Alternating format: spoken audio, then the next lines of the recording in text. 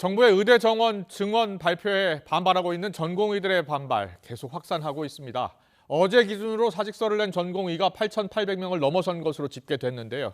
이 가운데 대부분이 실제로 병원을 떠난 것으로 확인됐는데 정부는 전공의 6천여 명에게 업무 복귀 명령을 내렸습니다. 현장에 나가 있는 취재기자 연결합니다. 신지원 기자. 네, 가톨릭대학교 서울 성모병원에 나와 있습니다. 네, 성모병원, 이른바 빅5로 통하는 대형 종합병원 가운데 한 곳인데요. 전공의들이 떠난 현재 상황은 어떻습니까? 네, 전공의들의 집단 사직 여파 때문인지 비교적 한산한 모습입니다.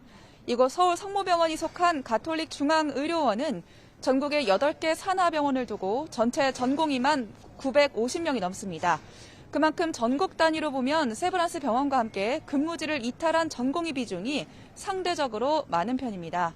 정부는 어젯밤 10시까지 주요 100개 수련병원 소속 전공의의 71.2%에 이르는 8,816명이 사직서를 제출했다고 밝혔습니다. 실제로 병원에 출근하지 않은 전공의는 7,813명으로 전체의 63.1% 수준입니다. 이 가운데 현장 점검을 통해 근무지 이탈이 확인된 전공의 6,112명에게는 업무 개시 명령이 발령됐습니다. 병원을 떠난 전국 전공의들은 어제 긴급 총회의를 열고 의대 증원과 필수 의료 정책을 철회하라는 내용의 공동 성명서를 발표했습니다. 전공의 단체는 정부가 의대 증원 2,000명에 대한 근거 자료를 공개하지 않고 있다며 정치적 표심을 고려한 급진적인 정책이라고 비판했습니다. 네, 전공의들의 이 같은 집단 사직 움직임에 대해서 정부는 어떻게 대응하고 있습니까? 네, 어제 대한의사협회 비대위는 정부의 업무 개시 명령에 대해 헌법상 직업 선택의 자유를 침해하는 것이라고 밝혔는데요. 정부가 오늘 브리핑에서 이를 정면으로 반박하고 전공의들의 업무 복귀를 촉구했습니다.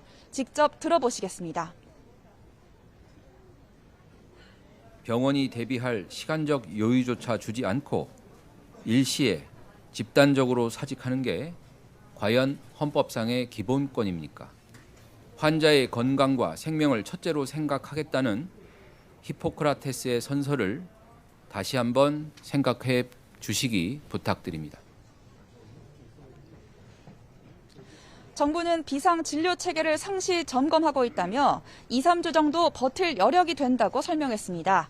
다만 전공의들에게는 아직 행정처분이 나가기 전이기 때문에 지금 즉시 복귀하면 모든 상황을 회복할 수 있다고 회유했습니다. 정부는 전공의들의 복귀를 두고 회유와 압박을 병행하는 모습입니다. 장기간 업무 복귀 명령에 불복하는 전공의에 대해선 법적 조치를 준비하고 있는데요.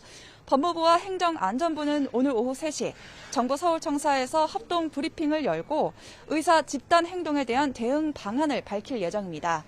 이 자리에는 법무부 장관과 경찰청장 그리고 대검차장도 참석할 예정이어서 전공의 집단 행동에 대한 구체적인 사법 처리 계획이 나올 가능성이 커 보입니다.